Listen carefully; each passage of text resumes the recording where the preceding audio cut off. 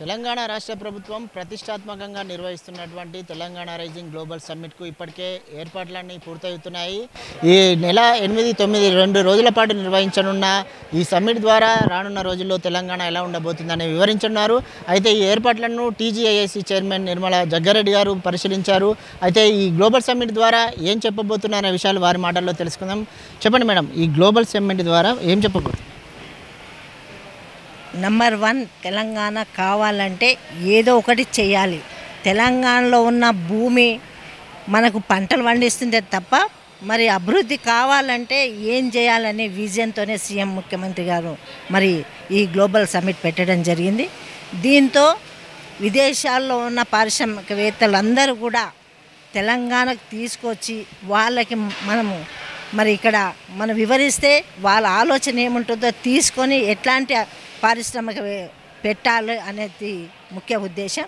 మరి పరిశ్రమలు వస్తే మనందరికీ తెలుసు ఆర్థికంగా రాష్ట్రము బాగుపడుతుంది, మరి ప్రజలకు కూడా ఉద్యోగాలు వస్తాయి, మరి మనకు ఉపాధి కలుగుతుంది. తెలంగాణ రాష్ట్రం అంతటికీ సంబంధం, ఇది ఓన్లీ హైదరాబాద్కే సంబంధం కాదు, అన్ని జిల్లాలకు సంబంధం. మరి మన పక్క రాష్ట్రం ఉన్న ఆంధ్రాకు కూడా మనం మరి రోడ్డు కూడా అడగడం జరిగింది, బుల్లెట్ ట్రైన్స్ కూడా పెట్టడం జరుగుతుంది. అంటే ఇలాంటి ఆలోచన రావడం వేరు, కానీ అనుసరించడం అనేది చాలా గొప్ప విషయం.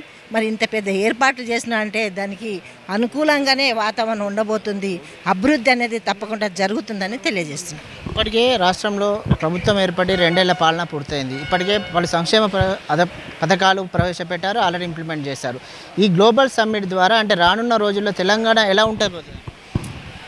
తెలంగాణ రాష్ట్రము రానున్న రోజుల్లో మీరు అడిగారు కాబట్టి ఒక జపాన్, ఒక చైనా లాగా కాబోతుంది.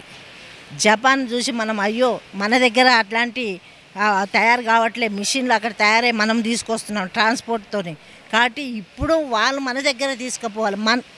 యాక్చువల్గా అయితే మన ఇండియా నుంచి వెళ్ళి అక్కడ పనిచేస్తున్నారు. ఎందుకు మనం కరెక్ట్గా మనం వాళ్ళని వాడుకోవట్లేదు, వాళ్ళకు సదుపాయం కల్పించలేని పరిస్థితిలో వాళ్ళు వెళ్తున్నారు. ఇప్పుడు ఈ సమ్మిట్ వల్ల చూసి మరి తప్పకుండా వాళ్ళందరూ కూడా రిటర్న్ వస్తారు.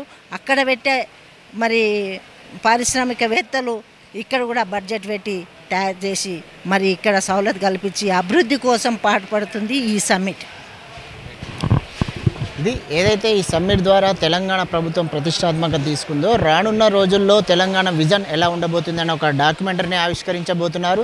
ఈ డాక్యుమెంటరీ ద్వారా ఎవరైతే పారిశ్రామికవేత్తలు వస్తున్నారో వారి పెట్టుబడులకు కానీ మనం రాష్ట్రంలో పెట్టుబడులు పెడితే ఆ ఫ్యూచర్ ఎలా ఉండబోతుంది, అలాగే ఈ పెట్టుబడుల ద్వారా ఇటు విద్య కావచ్చు, అలాగే ఉద్యోగాల్లో కూడా తెలంగాణ విద్యార్థులకు కావచ్చు, నిరుద్యోగులకు కూడా ఆ పరిశ్రమల ద్వారా వారికి ఉద్యోగాలు వచ్చే అవకాశం ఉందని చెప్పేసి ఏదైతే మనం ప్రపంచంలో గొప్పగా చెప్పుకునే జపాన్, చైనా లాంటి దేశాలు మనము చెప్పుకుంటాం గొప్పగా, రానున్న రోజుల్లో తెలంగాణను కూడా అంత గొప్ప విధంగా చెప్పుకునే విధంగా కూడా ఆ తెలంగాణను రూపుదిద్దుకునే విధంగా సీఎం రేవంత్ రెడ్డి ఆ కార్యాచరణ మొదలుపెట్టారని చెప్పి ఆ కార్యాచరణలో భాగంగానే ఈ తెలంగాణ రైజింగ్ గ్లోబల్ సమ్మిట్ నిర్వహిస్తున్నారని చెప్పి దీనికి వచ్చే అధిరథ మహారథులు కావచ్చు, అలాగే పారిశ్రామికవేత్తలు కావచ్చు తెలంగాణ విజన్ డాక్యుమెంట్ని చూసి రానున్న రోజుల్లో అత్యధిక పెట్టుబడులు పెట్టి తెలంగాణను మరింత అభివృద్ధి చెందే విధంగా కూడా సహాయపడాలని ఆమె కోరారు. కెమెరా పర్సన్ గురుమూర్తితో దుమ్మాజీ నవీన్, V3 న్యూస్, హైదరాబాద్.